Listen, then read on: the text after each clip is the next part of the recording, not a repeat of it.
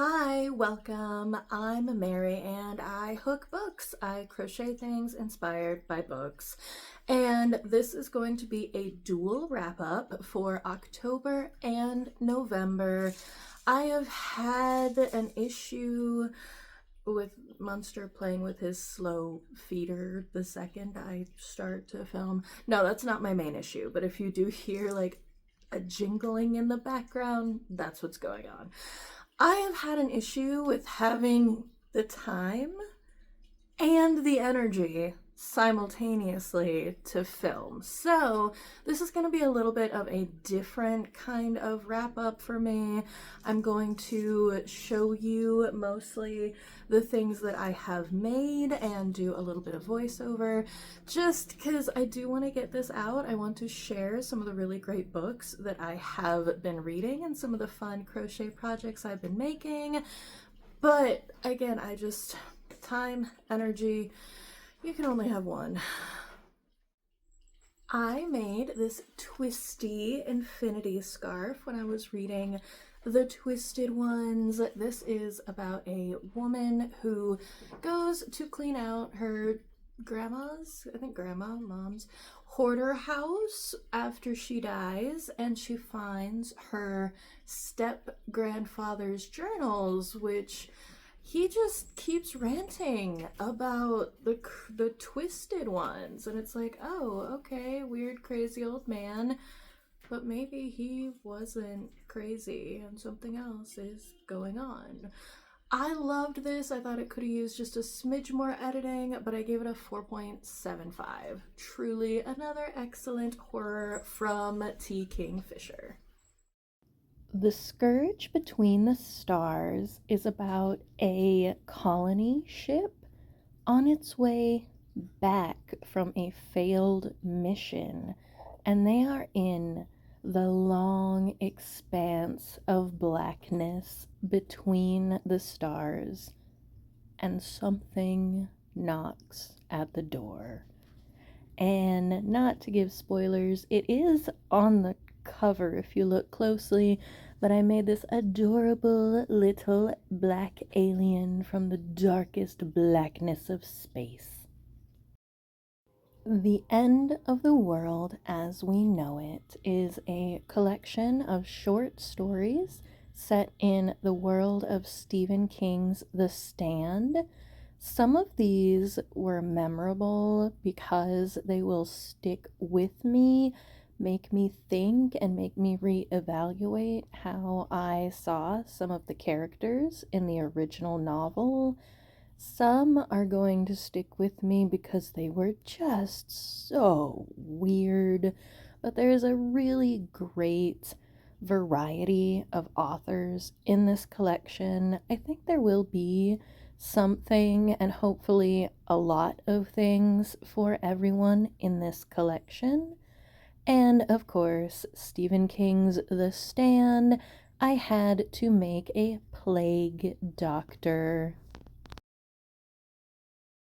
In the villain edit, we have an author who is trying to rejuvenate her career by going on a reality TV dating show. And she finds out she's getting the villain edit. This is a rare contemporary romance that I really enjoyed. I love the behind the scenes of quote unquote reality TV much more than actually watching reality TV itself. Because our main character is an author, I made a bookmark with little hearts on either side. That's Not Right, I think, is like the anti X-Files. This late night radio host has a show where people call in and talk about their encounters with the paranormal and cryptids, and he thinks that it is all fake. But his producers end up sending him an assistant, and they have to go into the field and figure out if maybe there are some things out there stranger than fiction. Anathema features a family that, of course, moves into a quaint, quiet neighborhood, but there's something in this little girl's closet. If you thought incidents around the house should have been more horror, Anathema is what you would like to pick up. This is horrifying, creepy, scary, and I will forgive it for committing the cardinal sin. The imaginary, quote unquote, friend in the closet, her name is Daisy. So I made this red and black Daisy bag. Weird Tales magazine is always full of just absolute banger short stories. I managed to get the audio of the Monster issue, a collection of short stories about various monsters, and all but one of these was very good.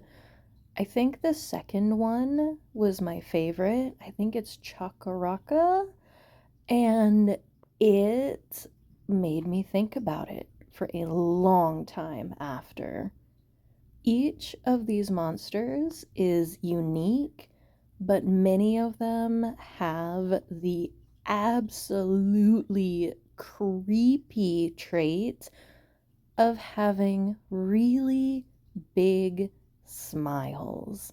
So I made this adorable reversible Cheshire cat. Zeus is Dead, a monstrously inconvenient adventure. Apparently, Zeus said, "No, we are done with mortals. We are not going to mess around in their world anymore," and ordered everyone on Mount Olympus to stay on Mount Olympus and in hiding. Of course, he didn't, and a lot of them were able to come down on the down low and do what Greek gods do.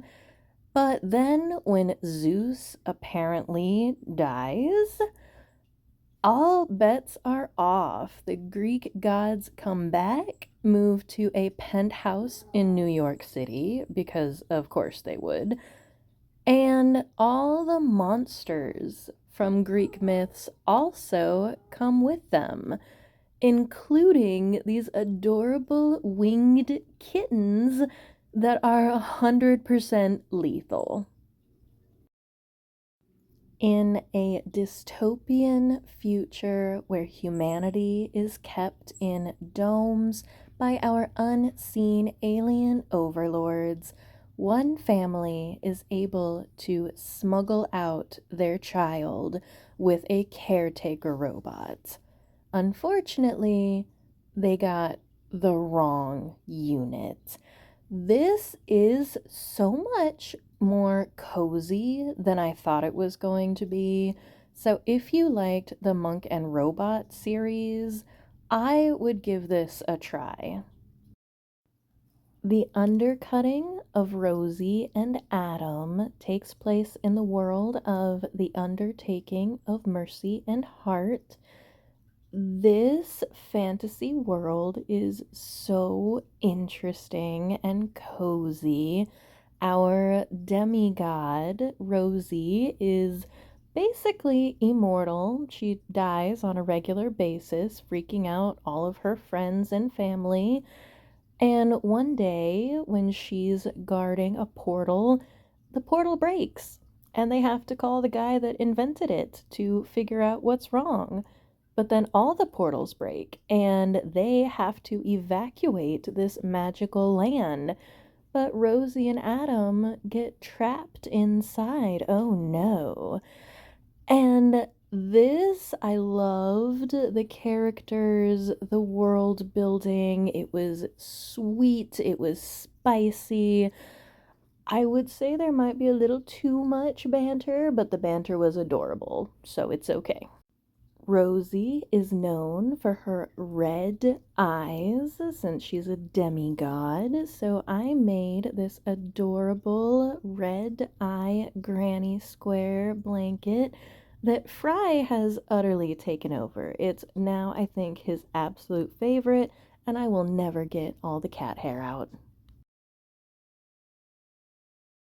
We Have Always Been Here is a rare, true sci fi psychological thriller. We're on a windowless spaceship with a very small crew, and things start going wrong before we get to our target planet. But on the planet, we're trapped by a radiation storm, and the people start acting strange. The androids start acting strange, and we can't go anywhere or get out. We can't even see the outside world. Truly nail biting. And of course, we're in deep space, so I had to make a starry celestial blankie. In Snow by Ronald Malfi, a group of passengers on layovers in Chicago have all of their flights canceled. They're all heading to Des Moines for Christmas and decide to rent the last four-wheel drive car that the airport has available. Already, being in a car with strangers is a little creepy. Driving in the snow during a blizzard is also a little terrifying. And then we pick up a hitchhiker who is supposedly looking for his daughter. We go into the woods to try to help, and things just get freakier from there. There's some really great monstrous stuff, some really great but not gratuitous gore. It is a little long. I think it could have been edited down a little bit, but overall, a really great winter horror. Say what you will about Frida McFadden, she is popular for a reason. I'm kind of confused how Never Lie was her big hit when I've enjoyed some other books from her a lot more.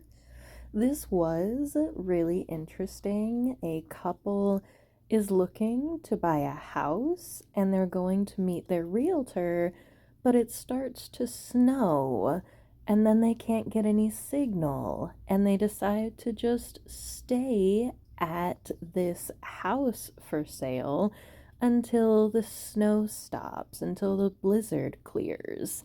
And while they're in this house snooping around, they find tapes that were recorded during the sessions of the psychologist who used to live there. There's several twists I did not see coming that were mostly in the realm of possibility. They weren't completely out of nowhere. And I do really like how she has red herrings and subverts some tropes. So I did like this. It's not my favorite Frida, but I had a good time. Slashing Through the Snow by Jacqueline Frost, a Christmas tree farm cozy mystery featuring a main character named Holly White, is basically a Hallmark movie in a book.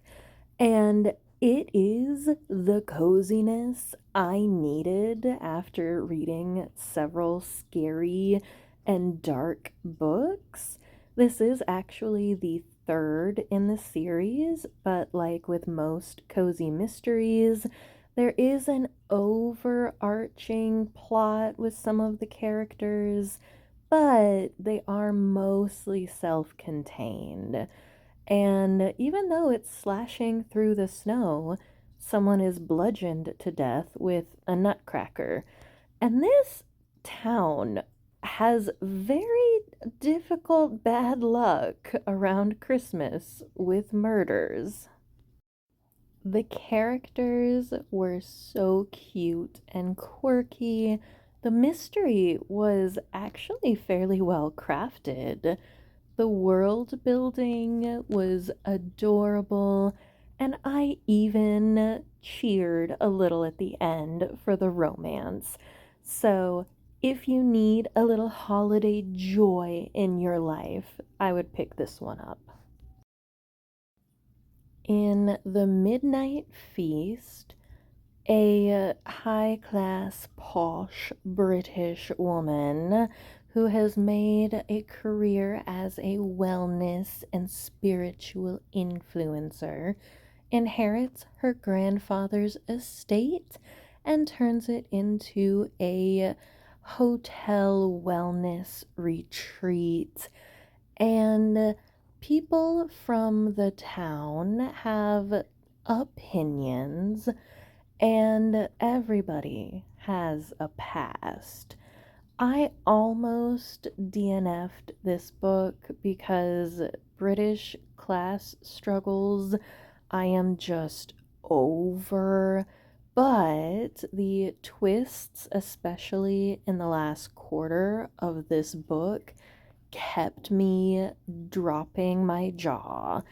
So it's not 5 stars, but it is a very well crafted thriller.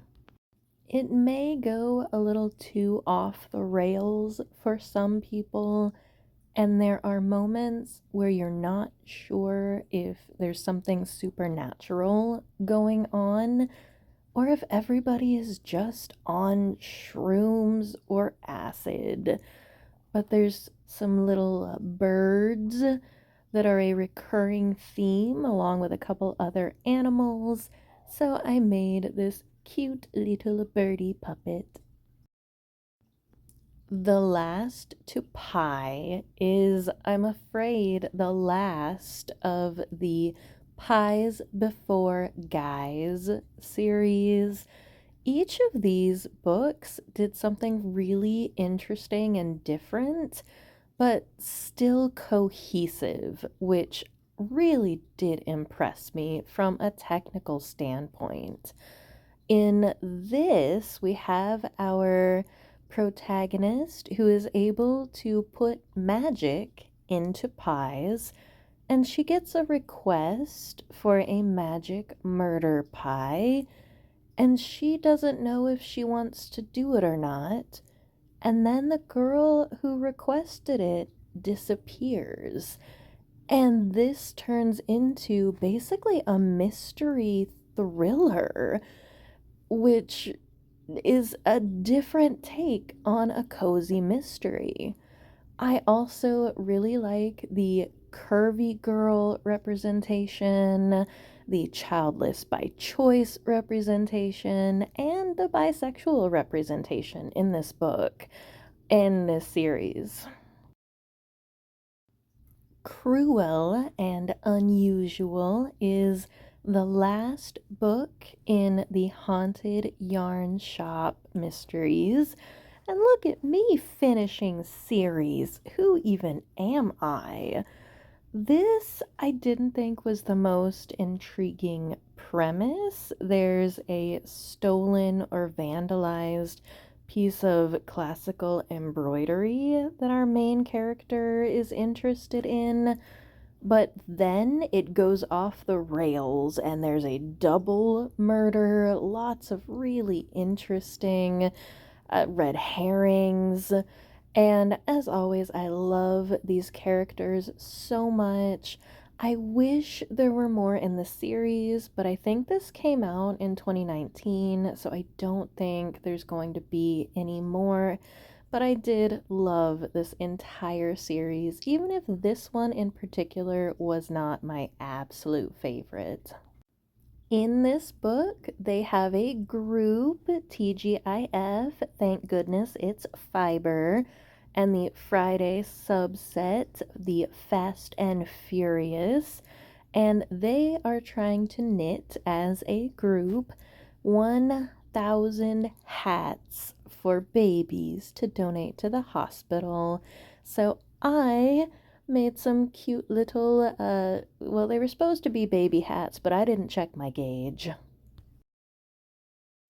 I had a massive vlog about fall colors, so if you want more information on these particular books, go watch that video.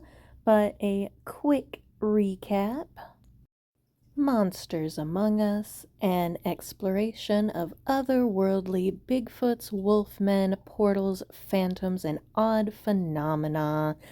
Does what it says on the tin. It's not my favorite from this author, but it was a really nice palette cleanse. Suburban Hell is a really great exploration of female friendship in the suburbs and how we show up for each other when things get really dark. Cattail, the wild, weird battle to save the Florida panther, is an interesting intersection of passion and nature and politics and personalities. The Fireman by Joe Hill, because if the world is going to be literally on fire, there at least should be some hot British firemen, and it's read by Captain Janeway, Kate Mulgrew herself. Almost 800 pages and never felt long.